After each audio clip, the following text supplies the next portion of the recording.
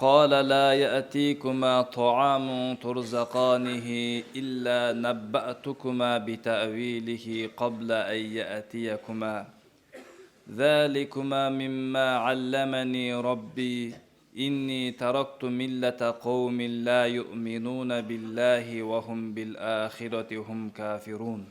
Yusuf aleyhissalatu vesselam'dı türmege salıp kamaganda iki adam koşu olturup kalıp ekөөsü tüşün aytıp berdiler. Birөөsü kuşuna başından jep atkan alemi birөөsü padışaga su berip жаткан түш көргөн эле.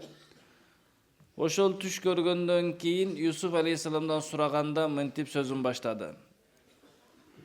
Силер экөөңөргө жей турган тамагыңар келгенге чейин мен түшүңөрдүн тавилин, түшүндүрмөсүн айтып беремин деди. Мына ушул менин Роббим мага үйрөткөн нерсе. Албетте мен таштадым, Аллага ишенбеген, акыретти жокко чыгарган коомдун жолуну таштадым.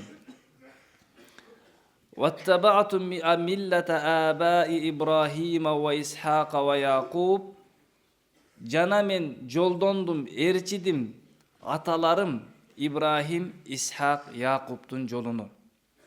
مَا كَانَ لَنَا أَنْ نُشْرِكَ بِاللّٰهِ مِنْ شَيْءٍ Жок бизге укук ширк кылганга Аллахка кандайдыр бир нерсени.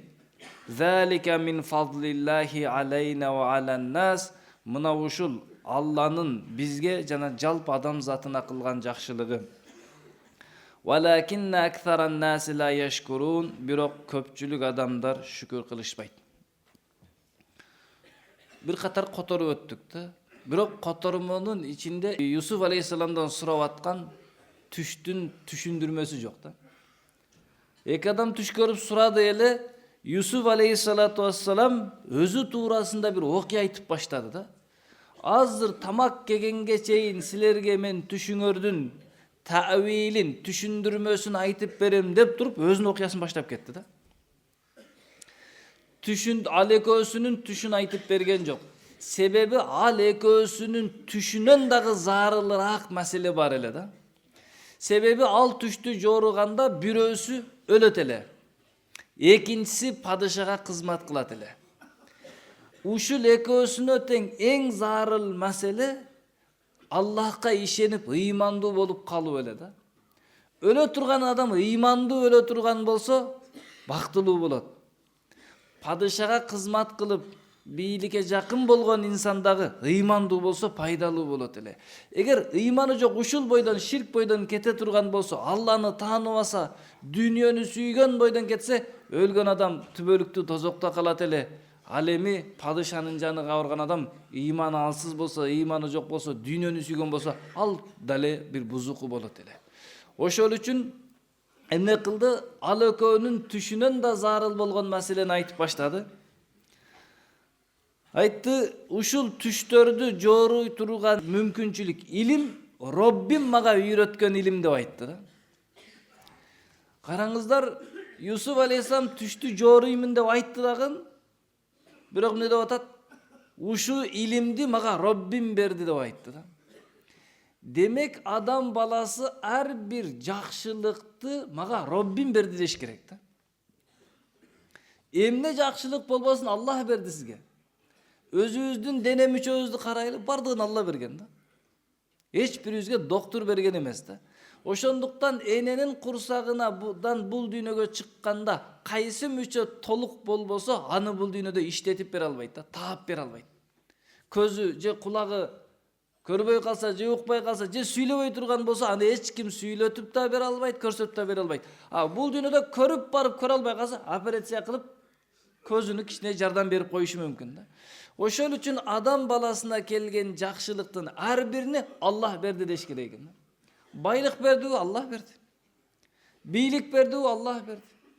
Илим берди, Аллах берди. Ойлобош керек, менин кыйындыгымдан депчи. Байлар ойлоп калбасын, пешене теримдин себебинен депчи. Илимдүүлөр ойлоп калбасын, окмуштуулугумдан ушундай болду деп да. Ошол үчүн адам не кылыш керек экен? Аллах берген жакшылыкты Аллах берди деп айтыш керек экен да. Чындап бизге бардыгын Аллах берген да. Карун деген бай өткөн да. Муса алейхисаламды ээрчиген адамдардан эле. Бирок эмне кылды? Аллах Таала ага байлык берсе, ошол байлыкты мен өзүм илимдүүлүгүмдөн, кыйындыгымдан алдым деп алды да. Иннама утитуху ала илмин инди. Мен өтө илимдүү болгондуктан ушундай байлыкка жетиштим деп айтты да.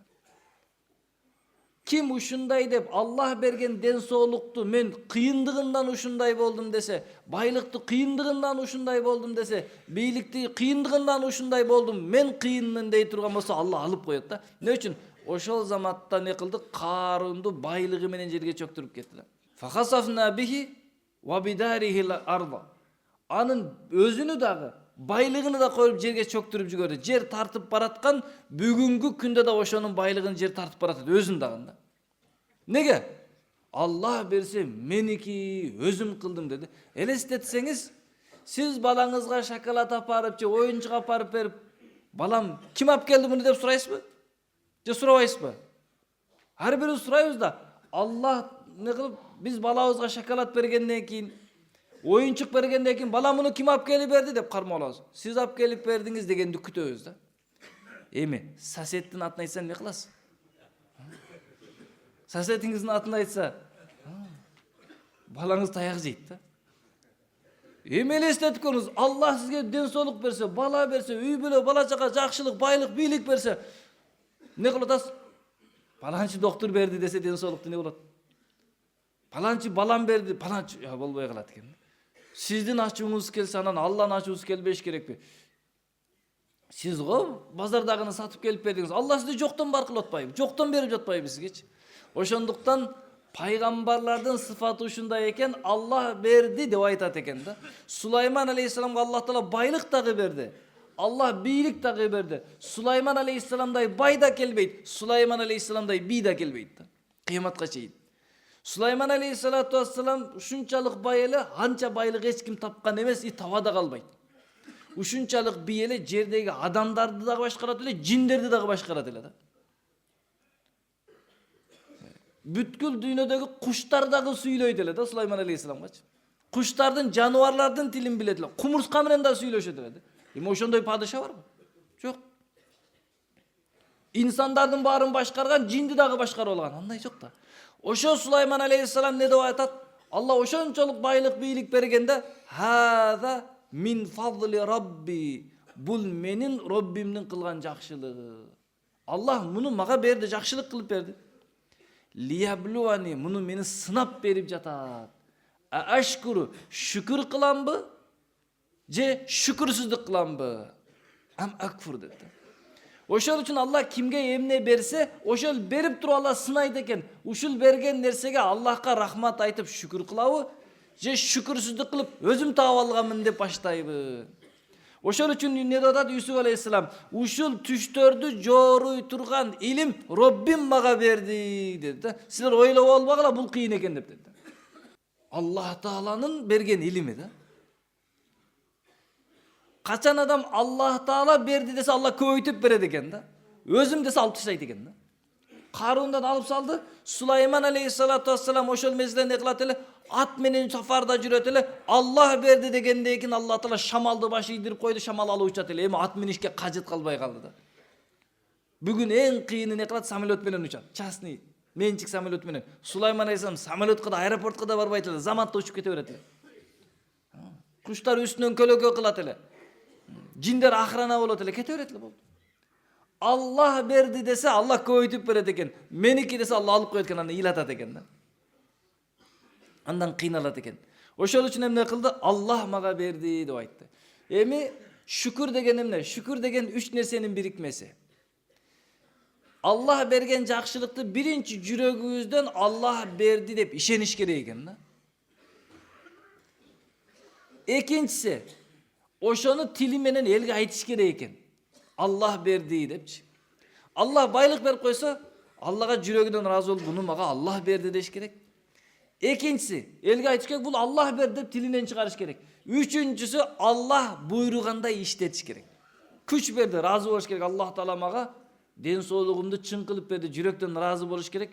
Башкалар келип, "О, күчтүү экенсиз" десе, Аллах берди, мен өзүмдүн кыйындыгым эмес деп айтыш керек. Үчүнчүсү, ошол күчтү Аллах разы боло турган жака иштетиш керек да. Бирөөдү урганга, коркутканга эмес. Аллахты разы кылганга да. Ошол үчүн эмне кылат? Кайсы бир адам Аллахты разы кыла турганга иштете албады, байлыгыны, күчүнү, Аллах берген жөндөмдүүлүгүн, илимини, бийлигини эмне кылат? Аллах наразы болот, алып коет экен да. Ошол үчүн үч нерсенин бирикмеси шүкүр экен. Биринчи, жүрөктөн Аллах берди деген сезим болуш керек. Экинчиси, ошону тил менен элдерге айтышыбыз керек. Сулайман алейхисалам айтып атпайбы Аллах бергенди? Юсуф алейхисалам айтып атпайбы буну Аллах берди депчи? Экинчиси, ошону Аллах разы боло турган туура жолго иштетиш керек экен. Ошондо Аллах Таала берген нерсесин көбөйтүп берет. Себеби Аллахтын убадасы бар. Эгер шүкүр кылсаңар көбөйтүп берем. А шүкүрсүздүк кылсаңар менин азабым өтө катуу деген да, жазалайт да. Ошондо эмне кылып атат? Юсуф алейхисалам бул Аллах берген илим деди дагы өзүнү тааныштырып баштады. Мен Аллага ыйман келтирбеген, кыяматка ишенбеген коомду таштап бул жака келип калдым деди. Бул өзүнүн ата энеси эмес эле. Бул Мисир шаарынын падышасынын коомуна айтып атат. Себеби алардын ата энем деген жок, коому деп, алардын кулу деп сатылып кеткен эле да. Ошолордун көз карашында мен алардын коомунан болуп калганмын, ошолорду таштап бул жака келдим деди. Демек, нени ташташ керек экен? Аллахка ишенбегенди, акыретке ишенбеген жаман сыфаттарды ташташ керек экен. Мен аталарым Ибрахим, Исхак, Якуб алейхиссалату вассаламдын жолун ээрчидим деди. Дегенде бул өзүнү тааныштырды да. Тааныштырганда ошол убакта адамдар баары билет эле. Ибрахим, Исхак, Якуб алейхиссалам пайгамбарлар экенин билет эле. Бул пайгамбардын баласы турбайбы деп сыйлай баштады да. Ошол үчүн даватка барганда таанышуу баян болот го. Элге айтасыз го, биз палан жактан келдик, мынандай болуп келип калдык, ичибизде мындай адамдар бар деп тааныштыруу керек. Бирөөгө зыяратка барып калсаңыз, мечиттен келдик эле деп тааныштырат да. Даваттагы ар бир усул, ар бир эреже бул жөн эле бирөө ойлоп туруп жазып койгон эмес да. Өлкөлөрдүн мыйзамдарын адамдар ойлоп туруп ушундай кылсак пайда болот деп жазып коет дагы, бир жылдан кийин айтат, болбой калды, зыян экен, мындай кылсак пайда болот дейт да. Даваттын усулу бул Адам алейхисаламдан бери келе жаткан дават, ошондон бери бирдей усул да. Пайгамбар сага барып өзүн тааныштырат эле. Ушундай акыбалдан силерге келип калдым депчи. Андан баягылар сыйлап калганда айтты, биздин эч кимибизге Аллахка эч кандай ширк кылганга укук жок деди. Ал дегендин мааниси өзү тараптан айтып атат, бирок аларга айтып атат да. Даватта ушундай да, сен ширк кылба, сен бузукусуң, сен оңолгунуң делбейт экен да. Баардыгыбыз оңоло эле дейт, баардыгыбыз Аллах Таалага ибадат кыла эле деп өзүндү кошупаса отургандар да ооба дейт экен да. Ошол үчүн барып алып бирөөдү сен оңолушуң керек десек болбой калат экен. Болбосо бул экөөсү мушрик. Ошол экөөсү имансыз адамдарга эмне кылып атат? Дават бергенде эч ким Аллага ширк кылбаш керек деп атат да. Эч ким Аллахка ширк кылбаш керек. Аллага иман келтирбегендер мен таштап келдим, аталарым ушулар болот деди дагы эмне кылды? Залика мин фадлиллахи алайна ва алан нас. Бизге жана башкаларга Аллах Тааланын кылган жакшылыгы ушул.